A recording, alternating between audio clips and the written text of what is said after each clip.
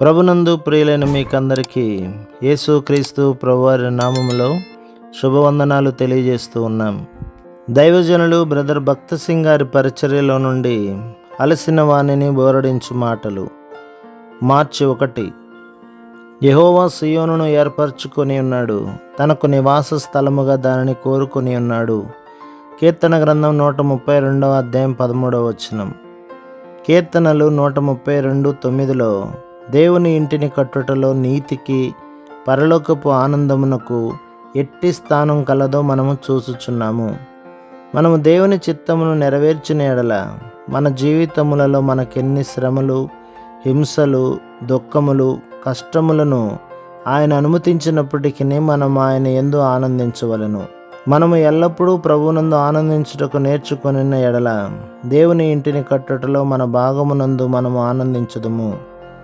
13వ వచనంలో యెబూసీయులను తరిమివేసిన తరువాత సియోనులో దావీదు రాజుగా అన్ని గోత్రములను పరిపాలించుచుండెను. సియోనులో అతడు 48వ కీర్తనను వ్రాసెను. 2వ వచనములో సియోనును మహారాజు పట్టణం అని, 1వ వచనములో మన దేవుని పట్టణము, ఆయన పరిశుద్ధ పర్వతము అని, 8వ వచనములో మరలా మన దేవుని పట్టణము అని పేర్కొనుచున్నాడు. ఈ పేర్లు ఉపయోగించుటలో దావీదుకు దేవుని ఇంటిని గూర్చిన స్పష్టమైన ప్రత్యక్షత గలదని తెలియచున్నది.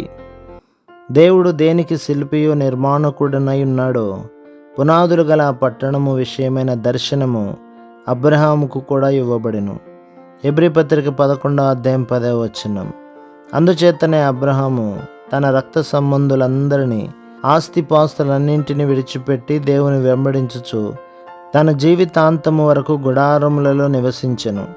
యేసుక్రీస్తు ప్రభు యొక్క రాజరికము యెబూసీయులకు మన హృదయములలో ఎక్కడ గాని ఏ స్థలము గాని ఇవ్వనీయకుండా చేయును. మనము వారికి గాని స్థలమిచ్చని ఎడల మనము ప్రభువును దుఃఖపరచు వారమగుదుము. కీర్తన గ్రంథం 132 అధ్యాయం 14లో దావీదు భూ సంబంధమైన భవనమును గురించి ఆలోచించుటలేదు. దావీదు దేవుని ప్రణాళికను అనుసరించి దేవుని గృహమును నిర్మించగోరెను. అది యేసుక్రీస్తు ప్రభు నిర్మించు నిజమైన ఆత్మీయ గృహమునకు ఛాయ అయి ఉన్నది. 17వ వచనంలో ప్రభువు అక్కడ దావీదునకు కొమ్ము మలవజేసేదను అని చెప్పుచున్నాడు. దావీదు యేసుక్రీస్తు ప్రభువుకు మాదిరిగా అనగా ఛాయగానున్నాడు. ఆ కొమ్ము దేవుని చేత అభిషేకించబడిన వాడైన యేసుక్రీస్తు ప్రభును గురించి తెలియజేయుచున్నది. ఆయన స్వంత ఇంటిలో యేసుక్రీస్తు ప్రభును గూర్చిన గొప్ప ప్రత్యక్షతను దావీదు చూచుచున్నాడు. దేవుని ఇంటిలోనికి వచ్చినప్పుడే ఆయనను గూర్చిన మన ఆకలి సంపూర్ణంగా తీర్చబడును. 15-16 వచనాలు. మనకెన్ని శ్రమలు, హింసలు, బాధలు ఉన్నప్పటికీ దేవుని ఇంటిలోనే, దేవుని ప్రజల మధ్యలోనే గొప్ప ఆనందమును మనము అనుభవించగలము. దేవుని గృహ నిర్మాణములో ఎవరైతే ఇష్టపూర్వకముగా పాలు పొందుటకు ఇష్టపడుదురో వారు సమృద్ధి అయిన సంతోషమును, నిజమైన సహవాసమును అనుభవించగలరు. కూడికలలో కేవలం పాటలు విని ఆనందించుటకు లేక ఏదో స్వల్ప ఉద్దేశముతో వచ్చేటివారు దేవుని ఇంటి నిర్మాణములో ఏ విధమైన పాలు పంపులు పొందలేరు.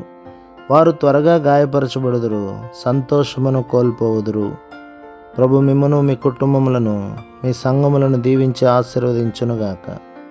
ఆమేన్.